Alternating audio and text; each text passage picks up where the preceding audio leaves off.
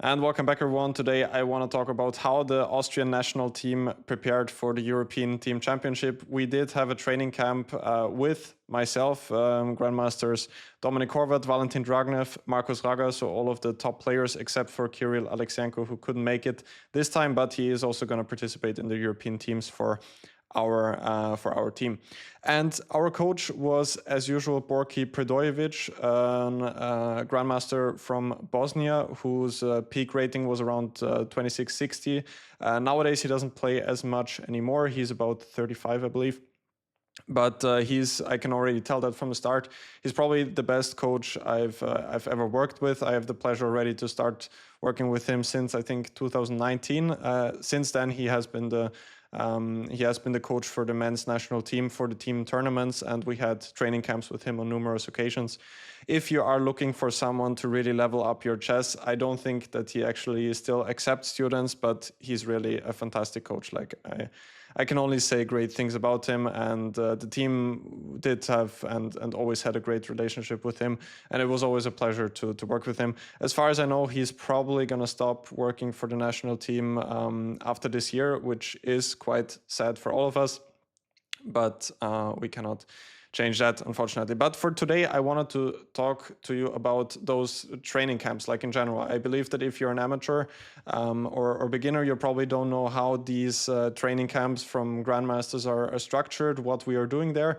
And I wanted to tell you something about how this works, what we are actually doing there, what is kind of our daily schedule, and then also show you some of the exercises that Borki has showed us, which really made a huge impression on us, mostly calculation exercises, which I thought to be quite useful. And this is also kind of like a lecture for you guys to then maybe pause the video and try to solve it on your own, because I believe those exercises which he showed to us are really great for improving calculation. About our daily routine, like typically we started working at 9:30-ish, something like that. Then we had the lunch at 1 p.m. Then we continued working until around 5 p.m. And after that, we went for some sport or like a walk or something like that. Then we had dinner. Then we worked once again until like 10 p.m. And then we again went for a walk or did some exercise, something like that. What I also have to say is that even during the training camp, I was seconding for the Grand Swiss. So for me, it was really like something like 12 hours of chess per day. Because there were many things to do, and also we always wanted to work in our training group. What did we do? So first of all, we did some calculation, many checkmate exercises, which I'm also posting on my YouTube channel. Some way more difficult ones than the ones I'm usually posting, even though they are also not always that easy. And for the majority, I would say we worked out like an opening repertoire for the tournament specifically. I would say that kind of our split was maybe something around 60% openings and 40% rest, maybe even a little bit more than that. Just because openings are getting more and more important and everyone is super well prepared. So unfortunately, we cannot get around that as well. But we did a lot of other things because it's important not to just fully focus on openings as well, even though we did that on numerous occasions in training camps as well. But enough talking. Again, if you guys have any more questions about the schedule there, don't hesitate to ask in the comment section down below. Apart from that, I would say that we start with this position, which is black to move. Maybe while I was talking, you have already managed to solve it. If you didn't, you can try to solve it by yourself if you stop the video. Generally, what we did here was that we had like a timer for 10 minutes and we tried to solve the position until then. I will also always tell you kind of how we were doing on those exercises. Dominik Horvat was not solving this one, I believe. So it was me, Valentin Dragnev, and Markus Raga. And I managed to find a solution in that one quite quickly, even I would say, because actually it's not easy to find what black can even do here, because white is just threatening to take the bishop on d7. I'm going to reveal the solution now pretty quickly. So again, if you want to solve it by yourself, definitely stop the video now. So the first move, which I started calculating, was basically trying to attack the pawn on f2 because I need some counterplay. So that's why I immediately thought of the move queen c2, which is also the only defense for black to not lose. Otherwise, queen takes d7 is coming. The bishop also cannot really move because there are many threats like queen f6, and yeah, otherwise black is getting either checkmated or is losing a lot of material on the king side. So queen c2 is correct. Now white actually has to be a little bit careful as well, because queen f2 followed by queen g1 is a checkmate threat. So queen f6 is the only move, and now comes the key sequence, which is the move knight f5, which has to be spotted. Otherwise, otherwise black is in trouble, because knight e8 doesn't work because of queen takes b6, and white is just 2 pawns up. So knight f5 is the critical move. Still, queen takes b6 has to be calculated, just eliminating the attacker. And now the finale of the solution, which is knight h4 check, king g1, knight f3, and black has a perpetual check like this. Because if the king goes to h1, it also doesn't change anything. Not queen c1, but either queen d1 or queen b1. And then again, we have a perpetual check like this. So I guess that might seem a little bit easier for you, but when we looked at it over the board, like I found it a bit more quickly. I think that also Valentin managed to find it after a few minutes, but surprisingly our top player Markus Raga had some difficulties solving it. I think in the very end he suggested a move like bishop c8. I'm not entirely sure anymore what he missed. I think it was this perpetual sequence that he couldn't spot. So let's head on to the next exercise, which is this one. That one was pretty tough, and I think again here I was able to solve it, but the others were struggling a little bit with that one. So it is white to move. Unfortunately, I don't have the names of the players, because Borky just always sent a picture of it in our WhatsApp group, and now I just manually typed it in, and I didn't put it in the mega base yet. So again, try to solve it with the white pieces. You can stop the video now, and I'm gonna tell you what I was thinking here while solving it. So first of all, white is in some trouble on the king side. Queen takes f1 or rook takes f1 is a huge threat, so white needs to act very quickly. So the first move which we are looking at, which I was looking at, was rook takes e6 with a check, at least trying to get some counterplay. If white takes on e1, then after queen takes e1, checkmate is not really avoidable anymore, because after king g1, what I was thinking was that queen e3 check, king h1, and queen f2 is winning. And after queen a1 now, rook e5. This was my calculation, and here I stopped because rook e1 is coming, and black, I thought, would just be easily winning. So rook takes e6 was the move I calculated, and it also turns out to be the correct solution. Now black can recapture in two ways. Taking with the king is not possible because of queen e8, and white is just going to pick up the rook on e1. So rook takes e6 was something I actually wasn't entirely sure about, but after rook c7 check, which I intended to do, king d6, queen d8 check, king e5. Now I just noted on my paper rook c1 is the final move, and probably white is compensation, which is also the case. Now black doesn't have an attack anymore, and white is actually the one who is sort of attacking, and the king doesn't really have a clear place to hide. So here white is objectively fine. The more critical variation, which I managed to spot the right approach for white now, was f takes e6. Now, again, if you didn't see that far just yet, now would be a great time to pause the video once again and trying to figure out how white can actually, how white should continue here. Because the very logical check, queen g7, I think this was one of Marco's suggestions, does not work, because I think black can go rook f7. Now, after rook c7, king d6, mate on f1 is going to be coming. And apart from that, queen takes g5, I think just king d7. And then white can get something like this, but black should be winning here in general. So the right move was rook c7 check. And after king d6 now is the final point, which I was able to foresee from the starting position. Since the logical move queen d8 does not work, now black can just go to e5, and at some moment the checks are going to run out. I guess just rook f6 here. So the point here is that white needs to play rook c6, which is a very unexpected move. And the point is that we want to lure the king to c6, and now white has a perpetual check with queen c8 check.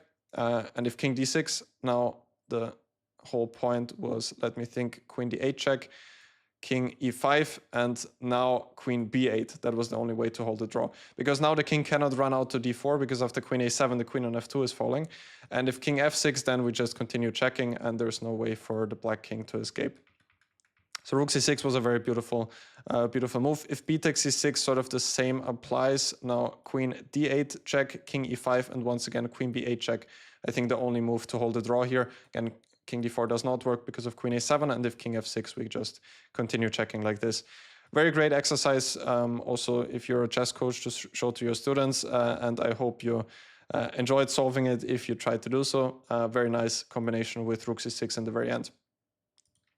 So let's head on to the next one. This I was not able to solve. I solved it together, or tried solving it together, with Valentin Dragnev, and we both were struggling to find a right way for white here. It's white to move, very difficult if you want to try and solve it by yourself.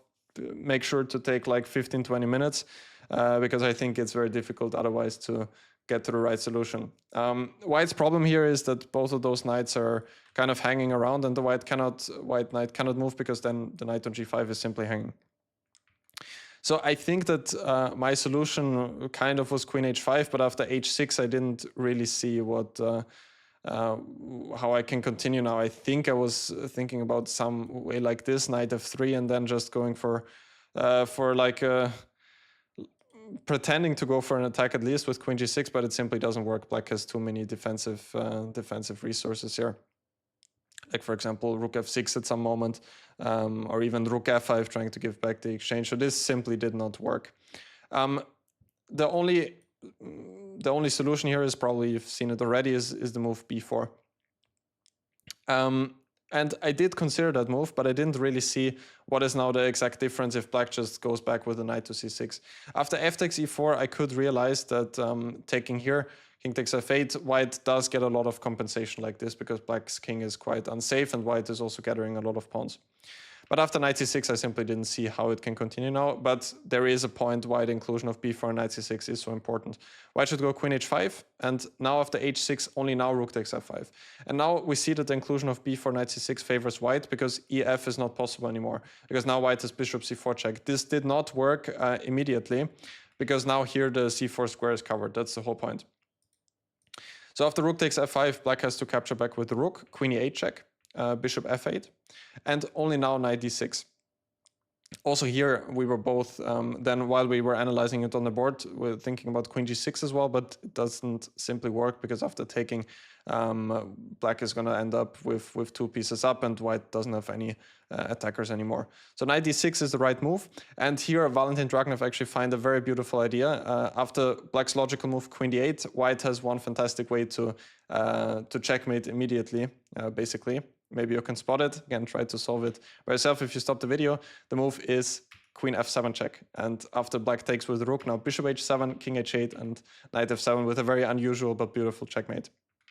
So queen d8 is not the best for black. Instead, queen c7 should be played. And now again, knight takes f5, important. Again, we were thinking about queen g6 here, with the point being that if black takes here, then I think already it was knight takes f5, and black cannot take back because of bishop c4 and queen h5 here. But the problem was that bishop takes d6, and here everything is simply covered. So again, the only way for white is knight takes f5. Now e takes f5 does not work because of bishop c4. So hg5, and now queen g6. This is kind of the final point. And we have already seen this position from another move order just yet. ef doesn't work because of bishop c4, and followed by mate on h5. So black's only move is actually to take on b4. And now after queen e8 check, bishop f8, queen g6, we see a very nice repetition. Here black has collected all these pawns, but he doesn't have anything better than to move the bishop, because otherwise knight h6 is coming. Like, for example, here knight h6 and queen h7 would be checkmate. So this was actually, I think, the most difficult exercise, at least for me personally here. Maybe like if you did spot it, let me know in the comment section down below. Actually, it would be very interesting for me to see, like, if you did take this video seriously and try to solve the exercise by yourself, how did you do in the very end? Let me know in the comments section down below. Next one was black to move. I also did not manage to find that, but both Markus Rager and Valentin Dragnev did manage to find the right solution here. It is black to move. Again, now is the time to stop the video if you want to solve it by yourself. I had the solution, but I realized that it cannot be right. Bishop takes d5, knight takes d5, and now knight f6. And I realized that I'm probably lost, or at least much worse, but I just didn't see anything better. This position, white is just a clear pawn up, but it was the best I could find in this position. Maybe you can do better than me if you take some time and try to solve it. The right move, which was found by Marcus and Valentin, is the move knight takes c5 here, which I think I didn't consider at all. Knight b6 was another move I thought about, but now simply bishop takes c6. White is not taking the knight, but instead the bishop, and white even has a much better version than what we've seen earlier because he still has the bishop on the board. After knight takes c5, now I need to calculate rook takes c5. And maybe I still saw this, but I just didn't really see the right way to continue here, because after I take on b6 here, then white can simply win the piece on c6. But here black has a fantastic resource, which is the move bishop b7. And it turns out that the knight on b6 is actually trapped here. And another point, if bishop takes b7, then queen takes b6. Now the rook is attacked and the bishop on b7 as well. Rook d5, and now black can take with either piece on b7, and the position should be equal. Another funny thing is that bishop e8 does not work, because after knight a8, the knight is sort of trapped on a8, but white still ends up being a piece up and should be completely winning. After bishop e7, white's best try is still to go for knight c4, and now after b takes c4, white is ending up a pawn up, but black gets fantastic compensation just because the bishop is very strong on this long diagonal. Computer still gives like an advantage of 0.20 for white, but this is by far the best which black could get from the starting position. Now we are at the next chapter of this video, which are checkmate exercises. We solved a lot of them, like even when we went to lunch or to dinner, we always had a couple of them which we can sort of try to solve during our meals. And we did have quite a few of them which were super difficult. I'm gonna show you a couple of them with the solution. Again, if you want to solve this one here, it is a checkmate in 4. You can try to stop the video. I think I was trying to solve this for like 10-15 minutes and couldn't come up with a solution. Maybe it was even more than that, maybe around 20 minutes. And then in the end, Valentin Dragonev was able to come up with the solution. So again, it is a mate in 4. And now you can still stop the video if you don't want to get spoiled. The right move here is the super unexpected knight a2, which I still have a hard time understanding. I was mostly looking at some other knight moves, like I think knight c2 was a move which I was thinking about. And after e2, however, black is sort of in a stalemate position, and I couldn't find any way to get the checkmate. After knight a2, the whole point is that the knight is going to c3 later on. Black has to go e2, but now the only move to get the mate is bishop e7. And after king f4, now knight c3. So it's important not to put the knight to d5 here, because then this doesn't work, because now the f4 square is covered and it would be stalemate. But here with the knight on a2, now knight c3, and wherever black goes with the king now, then it is a mate in 1. An important motive which I've seen with the knight being on d4 was that after king g3, then I have knight takes e2 with the checkmate. But somehow with the other move for it, it didn't simply work. And after other moves, like what was also super unexpected was that after king f5, now queen e4 is a checkmate. We see this constellation very, very often in the checkmate problems, with the queen and the bishop being in this type of position to give a checkmate. Also king e3 fails because of queen e4, so here simply everything is a checkmate. g3, also queen e4, and king g3, knight takes e2, and king e5, also queen e4. That was quite difficult, and Valentin Dragonev was able to find it in the end. Let me know again, how did you do if you tried to solve it here? Now let's go to the next one, where I actually have a nice story to tell you of. This we were trying to solve at our last evening at dinner, and it took us around 20 minutes, I believe, as well. And at first I was looking at a completely wrong idea, and I was trying to focus on that until the very end. It is a mate in 4 if you're trying to solve it. I was looking at the idea of king f1, with the point that if black goes g6, then I go king g1, king e4, king g2. Also a nice idea. And after king e3, rook e2, we have a mate in 4.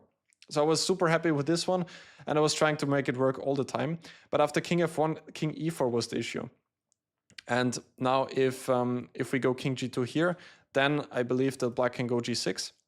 And it's not mate on e2 because black can go to f5. And if white goes to g1 now, then we don't have rook e2 with a checkmate, because the king can go to f3. And apart from that, if king f1, king e4, if white goes now for king g1, then black can again go king e3, king g2, and king e4. And again, it's not a checkmate. So that was my issue here. And then in the end, the funny thing was that both, I think it was Marcus and Borky, were talking about the move rook f8 here. With the point being that one of them did see one pattern and another one of them saw another pattern. The first one was that after g6, white can go rook f1, king e4, and now king f2. And after king f5, we have king e3 with the checkmate. So we are blocking the f-file so that it's not a stalemate, and the king has to go there. And the other person saw another pattern, which was king e4, king e2, g6, and now bishop f7. Again, blocking the f-file, but then getting bishop d5 with the checkmate. And since they were discussing it together, they sort of found those ideas and put them together, and then the solution came out in the very end, which is in fact rook f8, and exactly what they were saying. So king e4, king e2, and we have the checkmate here. And if g6, then rook f1 and king f2, followed by king e3 checkmate. So I think this was the last one now, actually, which I have prepared. Maybe there are two more questions after that. This was probably one of the only ones which I was able to solve and the others weren't. White is to move, and it's mate in 4, and it's probably my favorite one of them all. I think it's also not that difficult, actually, but somehow we were all looking in the wrong direction. I think it took me around 10 or 15 minutes to come up with a solution in the end. So white to move, mate in 4. Stop the video if you're trying to solve it by yourself. I'm going to reveal the solution now, which is the move rook g to g1. Black can only move the f-pawn, so he has to go f5. And now the whole point, we go king g6. f4 has to be played again, and now rook g4, which is the beautiful point in the end. Black has to take with the king, and then h3 is a very beautiful checkmate. I think that most of us were looking at, like Marcus said, that he was looking at some ideas with rook g3, trying to open the h-file, but then it simply was never made because the king runs out to g2. Other ideas were to go here and then to go somewhere here. The king has to go to g2, or rook f1 I also considered, and then something along those lines. When the king goes to g2, then to play h3 and then trying to get checkmate, but it all simply didn't work. So this was the only way to make it work with rook g4. So now we come to the final part of the video, which is that I'm going to give you two exercises to solve on your own, because I actually didn't solve them by myself. This one was a mate in 3 for white, and I was trying to solve this for like 15-20 minutes, but then at some moment I just gave up. And still to this day, I haven't solved it by yourself. So you can try to solve it by yourself. You can make a picture and solve it on another day as well. And let me know in the comment section down below if you manage to do it. I will also try to solve it by myself today. I can already spoiler you that I was looking all the time at some ideas with queen h1 and then trying to get the king to the second rank, but simply couldn't make it work. But I'm curious to see how you guys are doing with that one. The next one, which I also didn't manage to solve yet, this was one which Borky gave us. The other one I found in a book, which I'm actually happy to show you. It is this one. I hope you can see it. Let me see. Yeah, 1000 Chess Problems by Yakov Vladimirov. Fantastic book with a lot of mate in 2s, mate in 3s, and mate in 4s. So this one I got from that book as well. I also got this one and this one from the book. So very beautiful checkmate exercises. So again, this is mate in 3. You can make a picture of that one. And this one Borky gave us, it is also mate in 3. And I also didn't manage to solve it just yet, but he did tell me that this is one of the most beautiful ones he has ever seen. So it did give me quite a few, it did give me quite a lot of motivation to solve it by myself. And I will also try to do that in the near future as well. So I'm already seeing the video is more than 20 minutes. I just hope that you enjoyed kind of getting a glimpse inside of a national team training camp. I never saw anything like that before on YouTube. Trying to shine some light on that for you guys to know what is happening in those camps. And I also enjoyed that I also hope that you enjoyed some of the training material. Again, big thanks to Borky Predojevic. It was always a huge pleasure to work with him, and I'm really looking forward to the European Team Championship, where he's probably going to be there as a coach for the very last time. So thank you guys for watching. Again, let me know in the comment section down below how you did with the exercises, and apart from that, I'm going to see you guys soon. Take care.